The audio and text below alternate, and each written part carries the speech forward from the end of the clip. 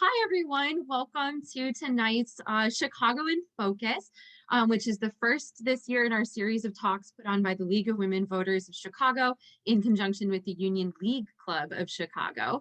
My name is Ann Jamison. I'm the board president of the League of Women Voters of Chicago. And tonight we are going to be hearing from Adam Jentleson about the very timely issue of the filibuster. Before we get started, a couple of things. First of all, if you have a question as we go through this, we're going to let Adam talk. So drop any questions that you have into the chat. You can find that down at the bottom of your screen. Those chats will go directly to those of us on the back end, like Catherine, and your questions will be answered at the end of the talk. And just to give you guys a little bit of an overview, here's a little bit of information about our two organizations before I introduce Adam officially. The Union League Club of Chicago was founded more than 140 years ago, and it emerged from the Union Leagues of America, which was an organization created to support President Abraham Lincoln's Union. Since its founding, the club has upheld what it considers a sacred obligation of citizenship. It promotes honesty and efficiency in government and supports cultural institutions. And while we're not quite as old as the Union League Club, the League of Women Voters as a national organization did in fact celebrate our centennial year last year. So we are 101. We are a nonpartisan political organization that encourages informed and active participation in government. We were formed from the movement that secured the right to vote for women, and the centerpiece of the League's efforts remains expanding political participation and giving a voice to all Americans.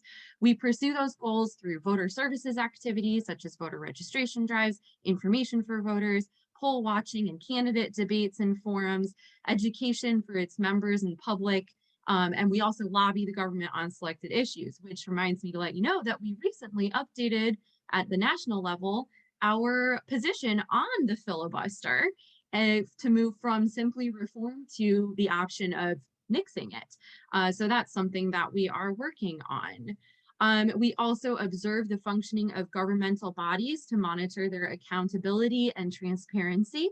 And if you want to know more, I believe Catherine has just dropped links to both of our organizations in the chat. So our speaker this evening is Adam Jentleson, who is the Executive Director of Battleborn Collective and served as the Deputy Chief of Staff to Senator Harry Reid until Reid's retirement in 2017. He is the author of the best-selling book Kill Switch, The Rise of the Modern Senate and the Crippling of American Democracy, which was an editor's pick by the New York Times. And just a note that Catherine's going to drop a link into the chat to our bookstore partner, the Seminary Co-op bookstore, where you can purchase this book. Gentleson is also a columnist for GQ, and his writing has appeared in the New York Times, the Washington Post, and Politico, among others. He's also a frequent political commentator on MSNBC and CNN. So we are very excited to welcome Adam. So you go ahead and take it away. Thank you, Anne, so much for that introduction. And thank you for hosting me here to all of you. And thank you for all the work that you do. I mean, organizations like this are so critical to our democratic process, to civic engagement. And I just have such a tremendous amount of respect for the work that you all do every day. And it was fun before the talk started hearing about some of that work in our little pre-chat. So thanks again for having me.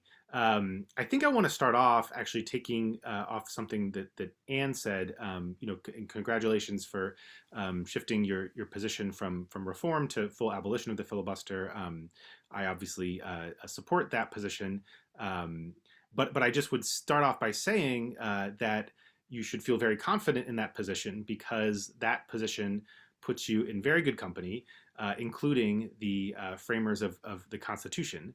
Because what I like to do with these talks is really start by trying to unwind several decades worth of received wisdom about the filibuster, because most of it is simply wrong. And I think that sort of starts at a fundamental level with this idea that the filibuster is some kind of fundamental feature of our system of government or of the Senate itself. And both of those are simply not correct. And when I started doing the research for the book, after having worked in the Senate for about 7 years at the time I started writing, you know, I wasn't sure that once I dug into the source material that it was going to be an open and shut case. But as I started digging, I discovered that it really isn't. There's really no ambiguity on this point. The filibuster was not. It's not in the Constitution. But then you sort of get into more gray areas of, oh, well, what was the framers' intent? Did they want there to be something like a supermajority threshold? Did they want the Senate to try to achieve consensus on issues before, before passing bills and sort of act as a counter to the House? And the answer is yes, they did want the Senate to act as a counter to the House, but the answer is decisively no, that they didn't want anything resembling a supermajority threshold or anything resembling the filibuster to exist in the Senate. And the reason that we can say this with such certainty, and I don't even think that this is my opinion here, this is sort of a widely shared view among political scientists and Senate historians, the reason that we know this with such certainty is that the framers were extraordinarily clear about this in multiple forums over the course of several years. And then for several decades, their very clear words were backed up by decades worth of practice in the actual Senate, where there was no filibuster and nothing even closely resembling it. So just to dwell on this point for a second, the reason that the framers were very zeroed in on this question of filibuster and majority threshold, and I should pause for a second and say, we're using the term filibuster, but one of the points that I would offer as proof of this is that the term filibuster didn't even exist until around the 1850s and 1860s. So 80, 90, almost 100 years after the Constitution was written. Not only did this practice not exist, nobody thought to create a term to describe it because it simply wasn't a thing. But for sort of communications purposes, I will continue to use the term because this is the way we understand it now. So the framers at the Constitutional Convention weren't talking about the filibuster because the filibuster didn't exist, but they were talking about the question of whether there should be simple majority rule in the Senate or whether there should be rules requiring more than a majority for bills to pass. This was a hot topic of discussion at the Constitutional Convention because the Articles of Confederation, version 1.0 of American government that proved kind of disastrous during the Revolutionary War, under the Articles of Confederation, they had included a supermajority threshold in the legislature. The legislature under the Articles of Confederation was unicameral, it was one body, but there was a supermajority threshold for most major categories of bills where you needed 2/3 vote to pass things. And they put that supermajority threshold in place in the Articles of Confederation for all the reasons that people defend the filibuster today. They thought that requiring a supermajority would lead to compromise and consensus and better legislating. What they found in practice was that it was a complete disaster, and that instead of leading to compromise and consensus, it led to gridlock because whatever minority was on, when I say minority throughout this talk, I'm going to be using this in the strictly numerical term of less than a majority. So whatever minority was on the opposite side of any issue at stake, under the Articles of Confederation with supermajority threshold, they could simply gum up the works and prevent the majority from passing whatever they wanted. And so the framers, when they got to the Constitutional Convention in Philadelphia, they had seen firsthand that even though you think sort of common sense leads you to believe that a supermajority threshold would lead to compromise and consensus, they had seen firsthand under very trying circumstances that the opposite happens, and that instead of compromise and consensus, it leads to gridlock. So they talked about this at great length at the Constitutional Convention. James Madison, who's often sort of cited as the creator of the Senate, and conservatives like to cite him as somebody who might have supported the filibuster, James Madison was adamantly opposed to any kind of supermajority threshold in the Senate or anywhere in our system of government. And so they talked about this a lot, and this is one of the factors that led to the creation of the Senate in the first place, and then later to the representation in the Senate being equal for every state, which, by the way, Madison also opposed. He might have had a little bit more self-interested stake in that issue because he was from Virginia, which was the biggest state at the time, and he didn't want Virginia to be limited to the same number of senators as Delaware, which was the smallest state. But nevertheless, Madison very adamantly opposed the idea of a supermajority threshold, and he opposed the idea of giving every state an equal number of senators. He wanted every state to be represented by population in the Senate as well as the House. So, a lot of this received wisdom we have about what the framers wanted is just simply incorrect. And I'm just going to read you a few quotes because I don't want to dwell on this point too long, but I think it's really important to ground our understanding in it. When they went to write the Federalist Papers, they talked about this issue at great length. In Federalist 10, Madison said he called majority rule the Republican, small r Republican, he called majority rule the Republican principle, and he said if a faction consists of less than a majority, relief is supplied by the Republican principle, which enables the majority to defeat its sinister views by regular vote, it being the minority, to defeat the minority's sinister views by regular vote. That's James Madison.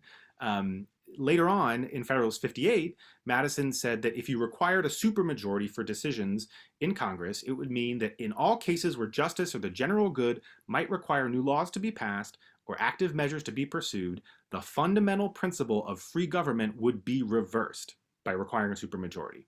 It would be no longer the majority that would rule, the power would be transferred to the minority. Alexander Hamilton got in on the game. In Federalist 22, he wrote that if you put a supermajority threshold in place, and he sort of took on the argument of defenders of, and saying you might think this would be a good thing, but so Hamilton sort of addressed that, and he said a supermajority threshold, quote, is one of those refinements which in practice has an effect the reverse of what is expected from it in theory. Its real operation is to embarrass the administration, to destroy the energy of the government, and to substitute the pleasure, caprice, or artifices of an insignificant, turbulent, or corrupt junto to the regular deliberations of a respectable majority. So just to, baseline our understanding here, they were very, very much against any sort of supermajority threshold. And they made it perfectly clear. They took on all of the arguments that people make in favor of supermajority thresholds, and they rejected them out of hand very clearly in the Federalist Papers, in the notes from the Constitutional Convention, and many other sources, personal correspondence, that sort of thing. So this is really an open and shut case. The framers did not want the filibuster to exist. And they didn't want anything resembling it, like a supermajority threshold, to exist either. Now, this is compounded by the fact that the Senate rules were written to prevent unlimited debate as well.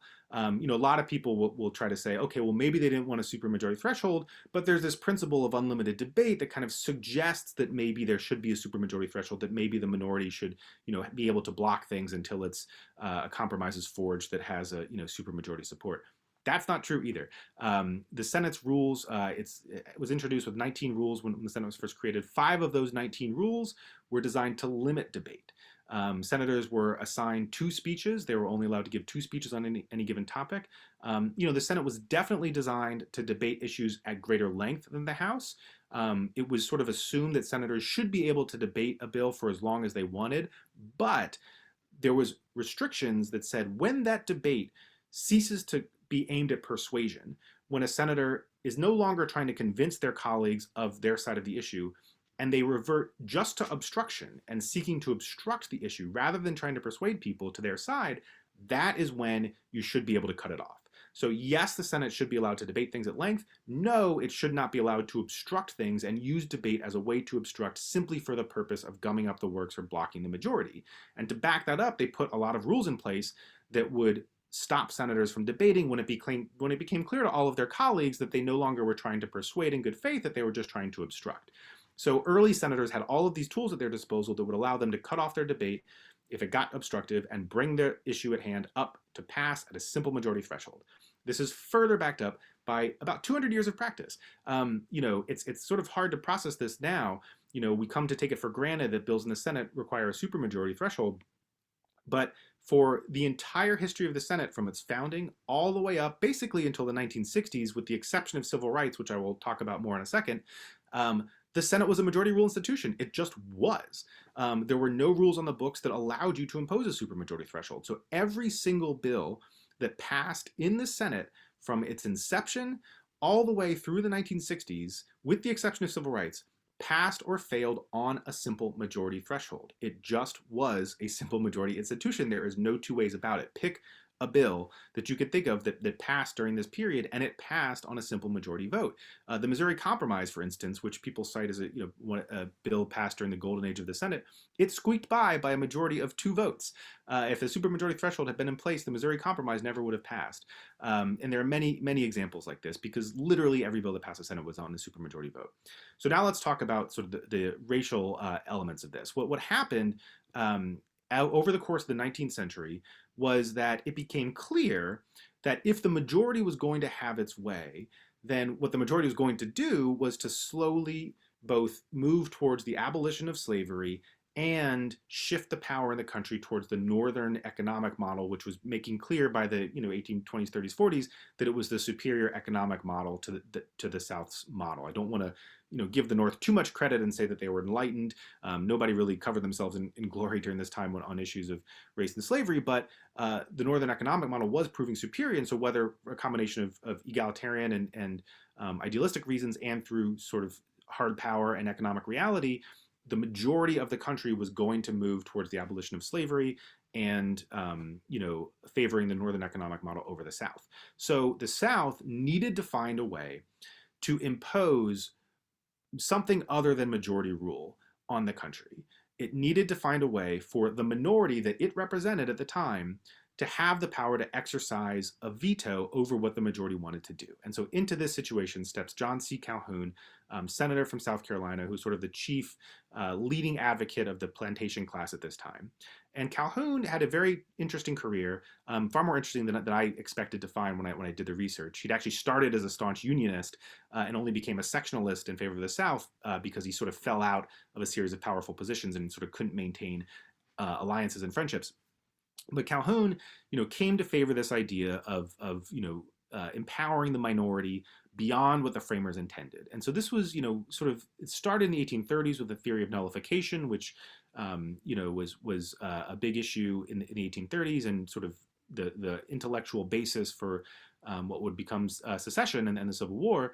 But Calhoun was sort of workshopping these ideas and trying to come up with theories that for why a minority should be allowed to exercise veto over the majority. Where he landed was this idea that, a consensus. And you can look at Calhoun's writings and speeches from this time, and you can sort of hear Mitch McConnell's voice sort of coming through the centuries, because the sort of highfalutin, principled, lofty rhetoric that we hear today surrounding the filibuster and defending it really is rooted in the arguments that were pioneered by Calhoun. He wrote a pamphlet called A Discourse on Government that was published after he died in 1850, and it advanced the theory that any single minority in the country, and again, numerical minorities, should be able to exercise a veto over the will of the majority. And because this was the 1830s, James Madison was the longest lived of the framers. James Madison was still alive at this time. So Calhoun was very conscious of the fact that he was arguing against the framers. And he framed his arguments this way. And someone actually wrote to Madison in the early 1830s before he passed away and said, hey, James Madison, what do you think of these ideas that John Calhoun is putting forth? He's sort of invoking your theory of protecting minorities. And Madison wrote back that yes, he did believe in minority protections. He did believe that the minority should be allowed to debate issues at length, that they should be able to have their say in the Senate, that they should not be run roughshod over by the majority. They should be able to have their way and try to persuade the other side. But that when push came to shove and the minority was done trying to convince people and reverted just to obstruction, that the majority should rule. So Madison was consistent on this for his entire career, and Calhoun was writing in opposition to Madison. Calhoun, of course, was doing this on behalf of the plantation class. Calhoun, in an era where, racism was sort of standard, Calhoun was a particularly virulent racist, even by the standards of his time. There was sort of a strain of thinking at the time that, maybe we shouldn't argue that slavery is a good thing. Maybe we should argue that it's a necessary evil. We recognize that it is bad in some ways, but it is necessary for, paternalistic reasons, the spread of Christianity, these sorts of things. Because I think people were starting to realize they couldn't defend this practice purely on the merits, Calhoun stepped in 1836 and said, no, slavery, we should not give any ground. We should not defend slavery as a necessary evil. We should argue that slavery is in fact a, quote, positive good. And he gave an extensive speech on the Senate floor in 1836 arguing that slavery was a positive good. So this is a guy who, even by the standards of antebellum America, was a particularly terrible racist. And he was the one who laid this groundwork for this theory of minority rule, of giving the minority a veto, that is, you can draw a direct line from that to what we hear from Mitch McConnell today. During this period, Calhoun also began to pioneer what we would sort of identify as the filibuster. And I'll try to move through this quickly because I want to make sure we have time for questions here. And we're going to zoom pretty quickly from mid-19th century into the 20th century, I promise. But I want to dwell here for just a second because it's so critical to understanding the evolution of this procedural tool. Again, put yourself in the 1830s in the Senate, and there was no way to impose a supermajority threshold on any bill. Everything was passing by majority rule. There's nothing you could do if you're in the minority and the majority had the votes. You could talk for a while, but then it was over. So Calhoun, there were different people trying obstructive tactics. Calhoun wasn't the first to do obstruction. But what he did is he married this lofty defense of the filibuster as this sort of lofty principle with obstructive tactics that today we would sort of identify as the Jimmy Stewart version of the filibuster, of standing on the Senate floor, for a long time and talking. And, we think of these theatrical filibusters where there's one person on the floor talking and talking and talking, and that was sort of effective as sort of an attention-getting maneuver. But what were really effective in actually blocking bills was when you coordinated with several dozen of your colleagues and you sort of passed the baton back and forth. Because, one person talking can only talk for about a day. The longest filibuster was about 24 hours. So, if you want to really block a bill for any significant amount of time, you have to get some other people in on the act, and you have to pass the baton back and forth. And so that's what Calhoun got really good at doing. He wasn't the very first to try this, but he was the first to marry this tactical approach of obstruction with this sort of lofty defense of minority rights that he wrote and sort of popularized more than anybody else in American history at this time. And so, he started doing this in the 1830s and the 1840s. Henry Clay, who was sort of Calhoun's nemesis in the Senate, immediately became horrified at this practice. He was, if you're going to sort of talk about the nuclear option, getting rid of the filibuster, and your organization's new position, well, Henry Clay was the first to try to do what we're all trying to do here and get rid of the filibuster. Again, the term didn't exist. He wouldn't have called it that. But when he saw what Calhoun was doing in this one particular example in 1841, Henry Clay rose up and tried to restore some of the Senate rules that had been done away with that would have allowed senators to cut off debate. And I just want to dwell on that point for one quick second. There was an update to the Senate Rules book that took place in 1806. Aaron Burr was the vice president at the time.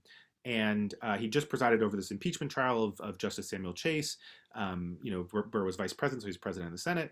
And after he was sort of in charge of conducting this trial, and he said to the Senate after the conduct of the trial, your rule books are really confusing. I was sitting here trying to conduct this trial, and some of the rules are written over here and some are over there, and it's all very confusing. So I would recommend to you that such a great institution should clean up its rule books and streamline things. And as one of the rules changes that he recommended getting rid of this thing called the previous question motion, which, without getting into the weeds, was what you would have used to cut off debate if someone had gone on too long. And the reason he recommended that they got rid of it was that no one used it at the time because it was such a standard part of Senate practice that you wouldn't keep debating once you were done trying to persuade. Nobody ever used it. And he said, just, get rid of this. It's one of the many redundant rules on your books. Nobody noticed this change after they made it in 1806. This was basically done by accident. And for several decades, they continued, operating as they had been all along. And, people would talk, they would debate, but when they were done, they would sit down and out of respect for their colleagues, and then the bill would come up for a majority vote.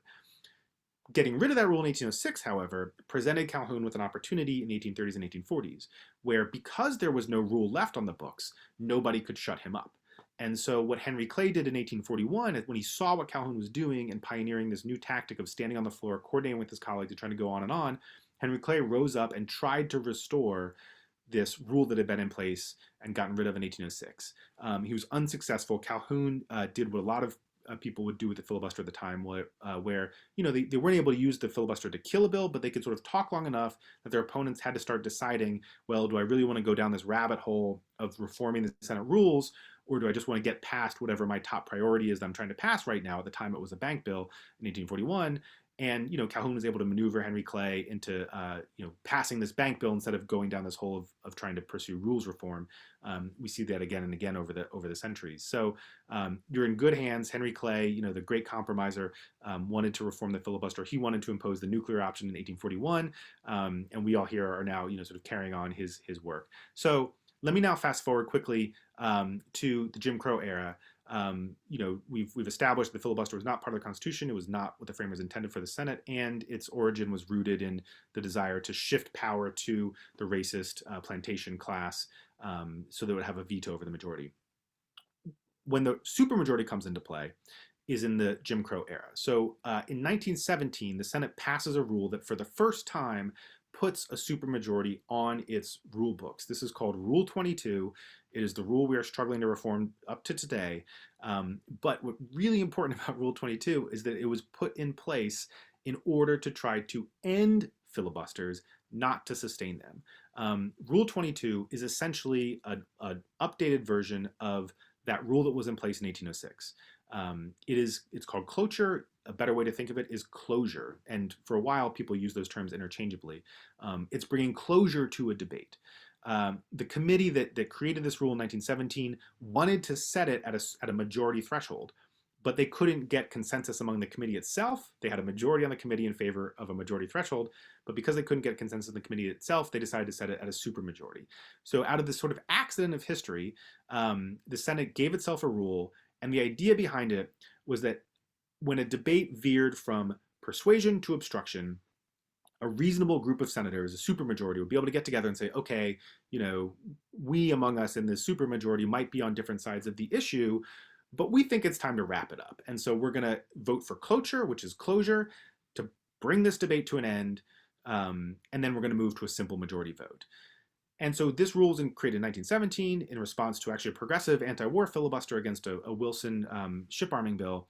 But it was never used from 1917 basically up until the 1960s, except on civil rights. And what happened here is that during this era, starting especially in the 1920s, there were actually a series of civil rights bills that could have passed into law.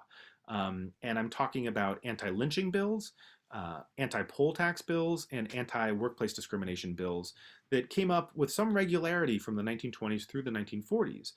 These were not far off, over the horizon prospects. These were bills that passed the House of Representatives, usually by very wide margins, and came over to the Senate where they had a majority support.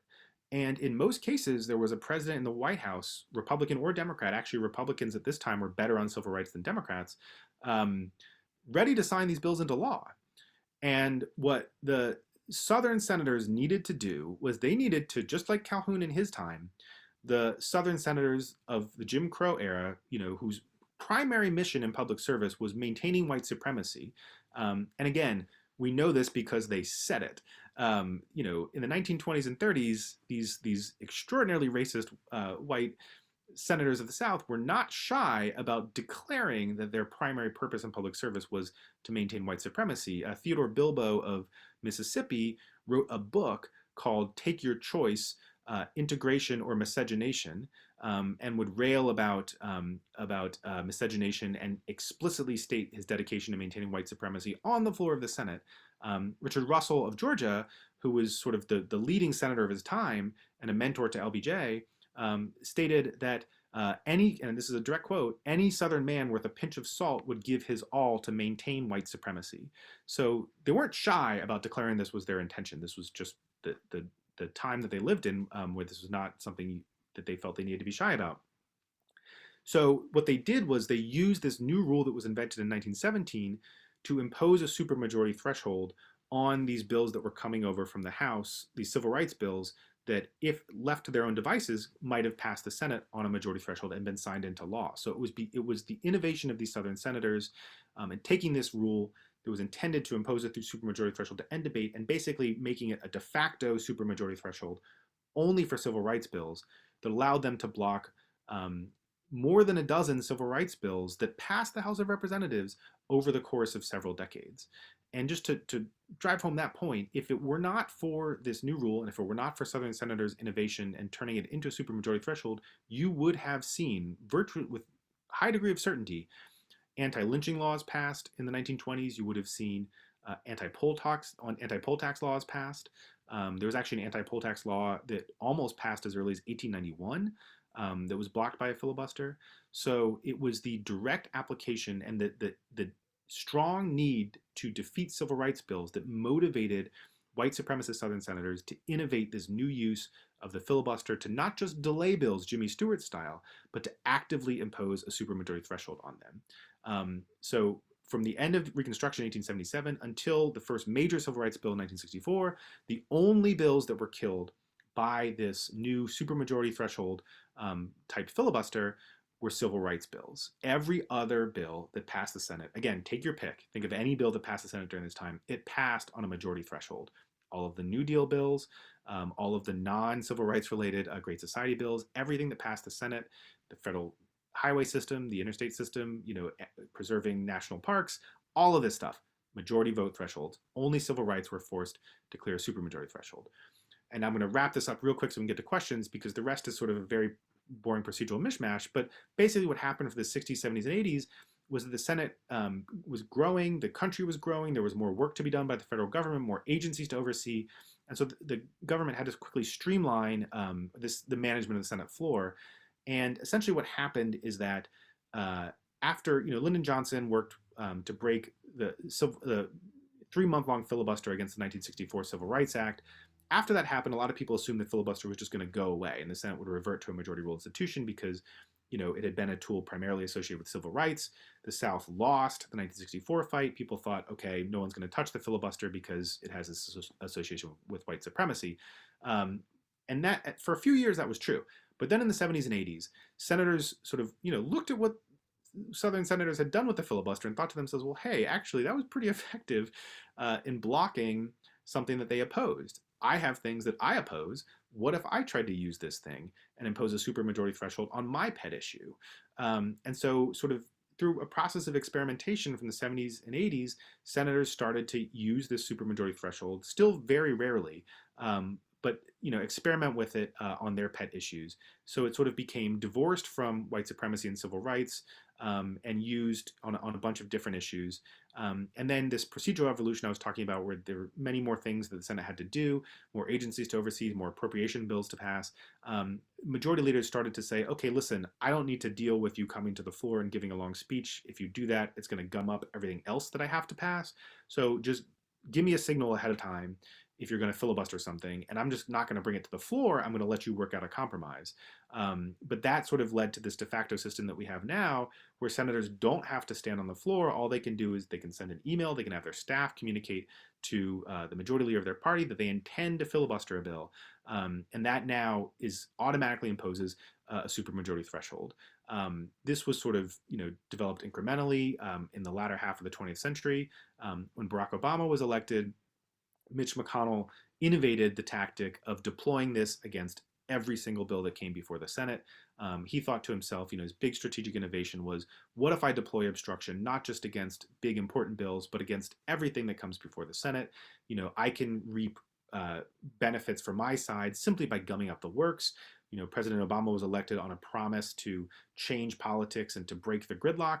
McConnell realized that if he just denied President Obama the ability to break gridlock, if he imposed gridlock, he could sort of deny President Obama his biggest campaign promise, because even more than healthcare or any individual issue, the promise of Obama was this idea of changing politics in Washington. And McConnell knew that if he obstructed everything, he could deny Obama the ability to deliver on that promise.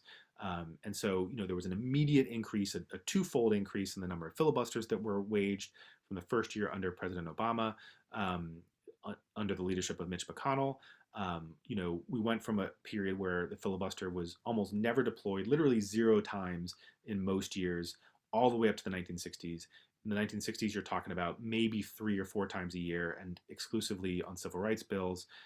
Under Mitch McConnell, in his first 2 years as minority leader, it was deployed 200.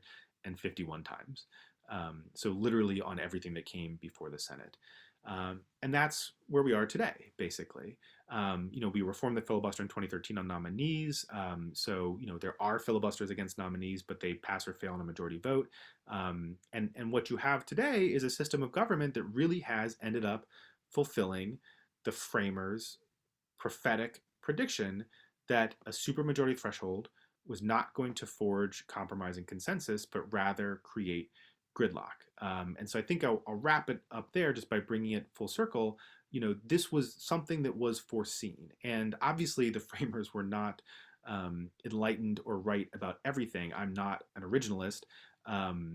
But what they did do was they created a system that was supposed to function and have the ability to process change and create a better country as people became more enlightened, as history changed. They wanted the system to be able to process change as a majority of the country saw necessary. And that is why they opposed the filibuster. That is why they opposed a supermajority threshold. What we have today is a system of government that has realized their worst fears, where we cannot process change. We cannot process assaults on our democratic system because this supermajority threshold has arisen at the exact opposite of the framers' intentions, and that allows a minority, a pertinacious minority, as Alexander Hamilton would have said in Federalist 22, to exercise a veto over everything that the majority of this country wants to do. And so this is not only is this not the way it is supposed to be, this is exactly what they said was going to happen if we imposed a supermajority. And that is why I believe the work you all are doing is so important, that getting rid of this is so important, because to have a functioning system, we have to get rid of this tool that gives minority veto power to as little as 25% of the population. And in practice, we're talking about almost exclusively white voters in primarily rural states that do not represent the extremely diverse majority of this country. So I think that getting rid of the filibuster, reforming it, nuking it preferably, is not just critical for passing democratic bills because I'm a Democrat. It is actually something we have to do for the health of our democracy and to restore a functioning system in the model that the framers designed. So I will wrap up there. I think I went a little bit over time, but I hope I didn't bore you all too much, and I would love to hear your questions and engage. So thank you for listening. Thank you so much, Adam. It's super, you say boring. I was very interested the whole time. I'm going to turn it over to Catherine now with some of the questions that were asked. So take it away, Catherine. Yeah. Oh my gosh, that was amazing. In fact, I thought maybe we should just cancel questions and just let you keep going. So let's start with this question. The premise of careful what you wish for, when in 2013, the Senate Democrats did changes so that cabinet nominees and lower court nominees could be confirmed with a simple majority. That didn't seem to break the logjam all that much for Obama's nominations. But boy, 2016 on, it went crazy, and we have a lot. I mean, nonpartisan. I'm just talking unqualified judges by anybody's standard that have been put onto the court. So, talk me from the edge, because I'm definitely 100% against the filibuster, but I have a lot of fear. Right, absolutely. And look, I mean, it is rational, and I think if you didn't have fear, you wouldn't be paying attention. I mean, we live in a deeply polarized country that's basically 50-50. I mean, well, it's really 55-45. But it is true that the other side is going to use this against us when they are in power. But here's what I would say in response to that. I have a couple of responses. I mean, on the 2013 question, we got rid of it, and then unfortunately we lost the majority the following year. But in the year and a half between November 2013, where we made the filibuster change, and January 2015, when the Republican majority was sworn in the Senate, we passed a wave of federal judges that put Obama on par with his predecessors. Prior to the nuclear change, Obama was on track to leave office as confirming the fewest federal judges of any president since Reagan, and probably going back before that, but we only had data back to Reagan. You know, and so, you know, we were able to confirm a wave of people through in that year and a half that made Obama leave office on par with his predecessor. So there are, you know, several dozen federal judges on the bench today who would not have been on the bench if we hadn't made that change. When Republicans came into power in 2017, you know, I like to do a thought experiment here. You know, we'd already made the change, and so certainly they were able to take advantage of it. We hadn't made the change for the Supreme Court. That was the one category of justices where we left the filibuster in place. And McConnell, with the flick of his wrist, got rid of that to confirm Gorsuch. So, you know, I like to do a thought experiment and say, what if we left that filibuster in place in 2013? Well, we know for certain that a lot of these federal judges who we were able to confirm because we got rid of it would not have been confirmed. We can probably say with a high degree of certainty that Obama would have left office confirming the fewest federal judges of any president in the previous 40 years. And then I think we, you know, this is a little bit more of speculation, but I think we can also say with a high degree of certainty that McConnell then would have just gotten rid of the filibuster himself, even if we left it completely intact, to confirm Trump's nominees. And, you know, I don't want to sort of, you know, confirm my own priors here and say this to justify the action that we did when I was there and was a part of this decision. But I think the way to test out the hypothesis is to think to yourself, you know, can you think of McConnell and Senate Republicans in 2017 with Trump newly in office, just sitting there and letting Democrats filibuster Trump's nominees and not doing anything about it? I think it, you know, if McConnell hadn't been able to get the votes right away, I think after a month or two of Democrats blocking all of Trump's nominees, including his judicial nominees, and we know Senator McConnell, there's nothing more important to him than confirming right-wing justices, I think it's extremely hard to imagine Senator McConnell just throwing up his hands and saying, well, I guess I can't get any judges confirmed. I'm going to let Democrats filibuster them. So I think, you know, again, I want to be, you know, cognizant of my own biases here, but I just have a really hard time seeing McConnell allow Democrats to filibuster all of Trump's cabinet nominees and all of his judicial nominees, including 2 and later 3 Supreme Court nominees, and not doing anything about it. I think he would have gotten rid of the filibuster. And so you play that forward to today, and I think, you know, it's this question of, when you're in power, do you do what you can to secure as much as you can for the things you believe in? And I think that has to be the overriding concern, because if we don't know what the future holds.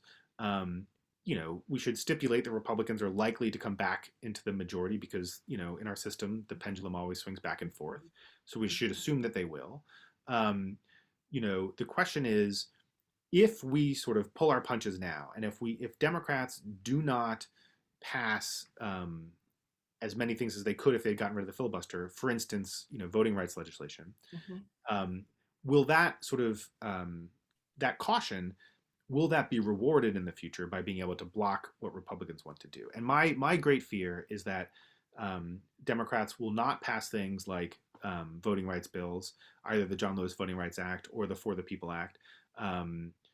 And, you know, out of an abundance of caution, they'll say, we're not going to pass these things because we don't want to get rid of the filibuster, and we're going to hold on to this defensive tool so that we can use it against Republicans when they're in power. The worst case scenario is to not pass those things while Democrats are in power, and then have Republicans gain power and turn around and get rid of the filibuster and pass all the bad stuff that we're afraid of them passing anyway. And that is why I think that, you know, we don't know what the future holds. We have to factor in risks, especially to vulnerable populations, because those will be the first and hardest hit by the bad stuff Republicans are going to do. But, you know, I think that the risk assessment ultimately comes out saying, you know, you got to do what you got to do when you're in power, you know, and frankly, you know, that's how the system is supposed to work. You're supposed to run on a set of ideas, you get elected on them, and then, you know, if you can get a majority in favor, you pass them. That is the system the framers designed. And if people don't like it, they can vote you out of office and vote for the other guy. But we have this deeply dysfunctional system right now where people run on ideas. They don't pass them, not because they couldn't get a majority, but because the other side has veto power. And then you go to the people and you say, I'm sorry, we didn't pass it because of the filibuster, and, you know, it also comes down the wash. So all that is a long way of saying, I think you're absolutely right. It's something we have to that everybody has to think about. But there are no easy decisions here in this very polarized time we're living in. And I think ultimately a sort of hard analysis, a cold-eyed analysis, comes out and says, do what you think is right when you are in power. Obviously, working within the system, passing reforms that the system was designed to process, but do what you think is right, and then take your case to the voters and let the chips fall where they may. But I think the end result of this, the filibuster is on its way out, and it's really just a matter of who gets rid of it. Democrats pull their punches. I think Republicans will get rid of it when they're in power, and they'll pass whatever they want to pass. The Stop the Steal Act of 2025, imposing massive voter suppression across the country. If we think the filibuster is going to help Democrats stop them from passing that, if they have the White House, the House, and the Senate, I just think it's not going to. I think they will get rid of it. So that is a long answer to your question, but it's No, something to fascinating. think a lot about, and I wanted Yeah. to address it. So Yeah, very, very, very, very. Thank you. No, I love the long question. I'm going to put the two questions together for the next one, and that is, given the current state of the filibuster's existence, what would it take to get rid of it? And if you can go ahead and combine, what would it take to carve out a carve out for passing for the Freedom Act? this is an easy one because the answer is 50 votes. That's all it takes. And I mean, it's a simple answer, but a hard problem because Manchin and Sinema exist, and it's difficult to get them. But the process of passing the reform itself is the easiest part of this whole thing, because it's the Senate is like, I don't know if folks here read Calvin and Hobbes or read it to their kids, but there's this game called Calvin Ball, which they just make up as they go along, and that's what Senate rules are. There's all of this myth and fog of authority around it, but they're all just made up as they've gone along, and the rules are written by whoever has a majority in favor of their rules. So to actually process the reform, if you have the votes, it takes literally a matter of hours. I think in 2013, on the day that we did it, we came into session at 10 o'clock, and the rule change was done by noon. So that part's easy, but you have to get the votes. And to make a carve out, sort of the same idea, you just would have to literally write the legislation, around a certain set of criteria to say bills that meet this set of criteria will no longer be subject to a 60 vote threshold. But the folks who I used to work with in the Senate, many of whom are still there, I mean, they could write that piece of legislation, probably about 2 pages long. They could write it in an hour if we ever got the votes to do it. It's getting the votes that's the hard part, but the actual process of reform is easy. So hopefully we'll get there, but we'll see. Thank you. Great. Okay, here's one that's I haven't heard before. This will be fun. Is it possible for a sitting senator to sue McConnell for being in violation of the Constitution and that the filibuster is unconstitutional? So there is I don't, the sitting senator part of it trips me up a little bit. I don't know the answer to that. I'm unfortunately not a lawyer. But there are lawsuits that have been based on this theory. It's a very astute question because, the legal basis of these lawsuits is that the filibuster is unconstitutional because what the Senate has done by imposing this rule on itself of a supermajority threshold is to impose a supermajority threshold on the entire system. And the Senate doesn't have the authority. It has the authority to make its own rules, but it doesn't have the authority to fundamentally alter the entire system by, we all know Schoolhouse Rock, every bill that becomes a law has to go through the Senate. And so, the Senate was created, as we've talked about, as a majority rule institution. By imposing a supermajority threshold on that part of the process, you are fundamentally imposing a supermajority threshold on the entire process.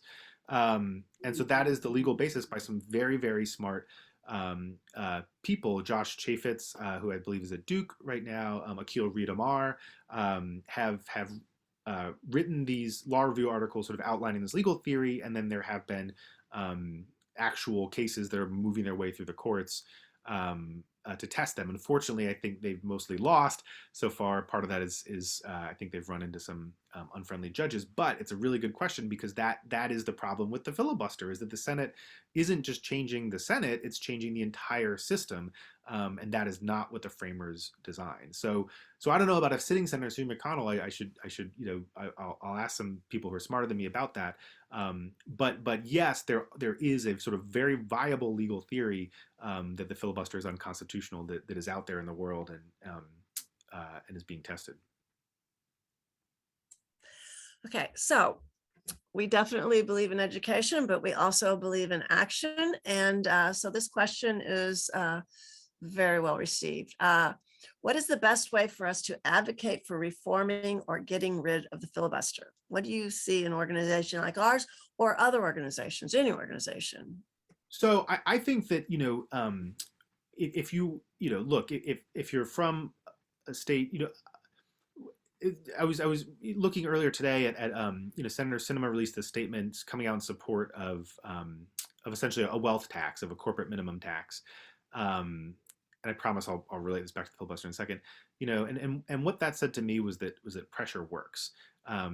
Because Senator Sinema, in working in my day job in the advocacy community, for most of this year, people said, oh, don't pressure her,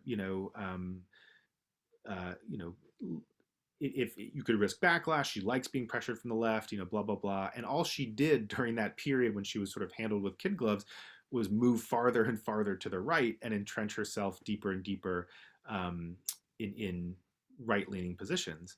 Over the last few weeks, you've seen a shift in how people have approached her, and you've seen her come under much more intense pressure from the left, including people starting to talk about primary challenges. And then all of a sudden, literally for the first time I can remember, reading a statement from Senator Sinema being like, yes, good job, advocating for something that I agree with. And so I say all that to say that pressure works. And the first thing that any senator's office will do, and I have been on the other side of this, sending this message, is they'll tell you, oh, don't pressure me.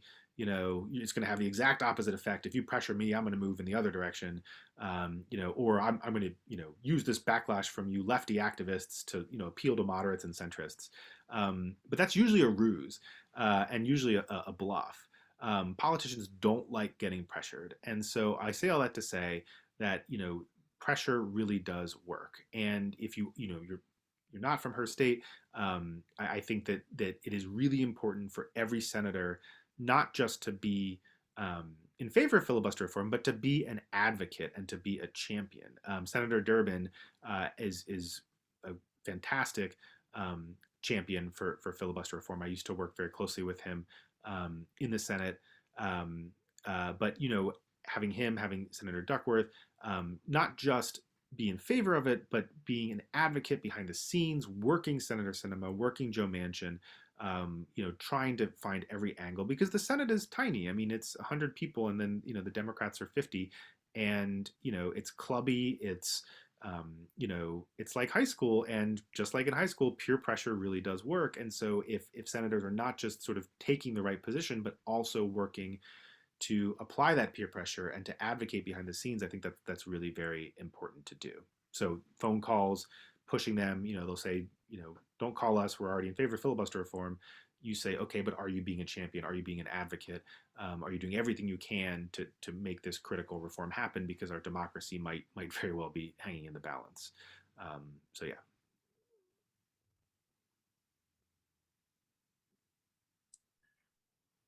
Thank you so much. I have to say, there were a lot of questions, but 90% of them were asking about voting rights and getting rid of that and how that could lead to other kinds of things. Did you want to talk any more? Because that seems to be especially interesting to this crowd. How,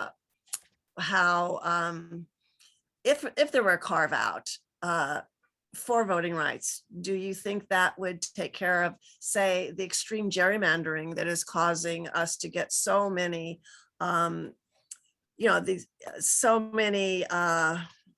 many people from either end of the spectrum, right wing, left wing? The moderates tend to be left out when there's extreme gerrymandering. So I don't know. Do you have a moment or two we can finish up with that? Absolutely, yeah. I mean, I think this is, this is a foundational issue. And look, I mean, voting rights bills used to pass with 70, 80 votes. This has not been a partisan issue until very, very recently. The last voting rights bill that passed, the last update to or the renewal of the 1965 Voting Rights Act, it was Jim Sensenbrenner from Wisconsin, who was one of the most conservative Republicans in the House of Representatives, who co-sponsored that renewal of the Voting Rights Act in the early 2000s. This didn't used to be a partisan issue, and it's a crying shame that it's become one. But I do think that it's fundamental. I think that the legislation that is on the table now would do a tremendous amount to stop gerrymandering. I think we have to think about this, in the sort of broader frame of the health of our democracy. It's not just about 2022. I think you'll hear different things from different experts about whether it's too late to implement some of these reforms in time for the midterms. I think most people would say it's not too late yet, but it's sort of getting there. But it's also about 2024, and unfortunately, Democrats are the only party that is interested in passing democracy protections. And if they lose the majority in either house in the 2022 midterms, then that's probably all she wrote for the ability to pass democracy reforms before 2024. So I think that we have to think about the health of our democracy, not just in terms of the 2022 midterms, but 2024 as well. And you have Republican state officials who are making it very clear that they're really ready and willing to overturn a close election in pivotal states like Georgia, like Arizona, where the election could be decided in 2024. So I think it is absolutely critical to pass it.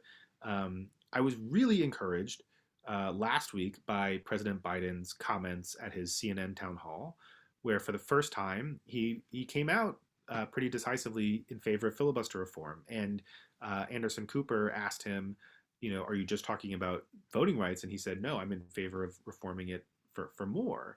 So I think, if all you could get, and I shift from my sort of idealist mode to my practitioner mode, I would like to see the filibuster gotten away with. But then as a practitioner, I say, okay, well, you do what you have the votes to do. And if they were to pass a narrow carve out for the filibuster, obviously that doesn't go as far as I want to, as you all want to. But I also think it sort of has a Rubicon effect, where once senators cross the Rubicon of filibuster reform, they're unlikely to stop. And that's the argument you hear from opponents who say, don't talk to me about a carve out. Once you do a carve out, you're throwing the door open to everything. And I think that's true, but I think that's a good thing. So I think that, if all they were able to get the votes to pass was a narrow carve out, sort of micro tailored to something like the John Lewis Voting Rights Act or the For the People Act, or it has a different name now, I forgot what it is, but the updated version of the For the People Act, that would be fine, because I think it would lead to other things. I think then we have to look at getting the votes for things like DC statehood, which really start to sort of address the fundamental bias of the Senate towards, rural, largely white states.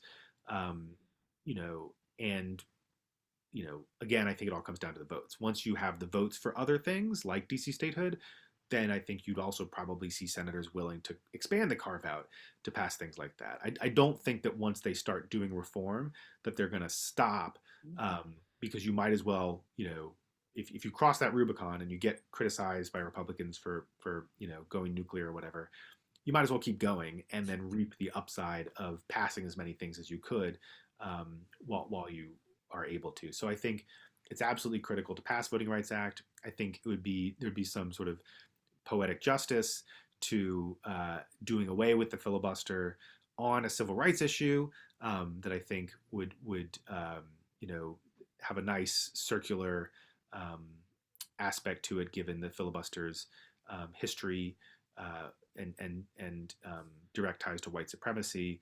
I think it further sustains the argument of why it should be done on civil rights issues. But then I also think that once you do it, it's likely that carve out is likely to keep expanding, especially on other sort of democracy reform related issues like statehood or other things of that nature. Oh my gosh, thank you so much. This has been so interesting, really informative. Thank Yes, you. and Thank thank you, Adam, and thank you all of you for coming out tonight virtually to hear about the filibuster. Remember that our senators need to not just be in favor of it, they need to be champions for it. So Senator Duckworth and Senator Durbin are waiting to take your call. And thank you, Catherine, for organizing everything. And thank you again, Adam, for being here.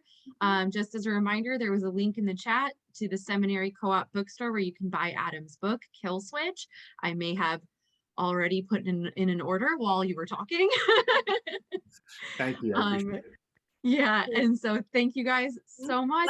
One last thing, Anne, we do want to give out a save the date for our next Chicago in Focus, and that will be Tuesday, November 3rd, again at 6 p.m. And Ellie Fishman will be talking to us about Refugee High, coming of age in America. And it's she's a journalist. She wrote an article that she turned into a book about a year in the life of Sullivan High School, a local high school here that has one of the highest proportions of refugees of any school in the nation. And so she's going to talk, she's interviewed all sides, everybody, the kids, the parents, everyone, and it's fascinating. It should be very, very good. So save that date, that's November 30th. Oh, November 30th. Okay, so Tuesday, November 30th, our next Chicago in Focus, and you can find out more about other stuff that the League Women Voters are doing at our website. So there was a link in the chat. Thank you again, Adam. This was super fascinating. We're all a bunch of political nerds, which is why we're in the League Women Voters. And thank you everyone for coming out, and have a great rest of your night. Thank you so much. It's great to speak. Thank you.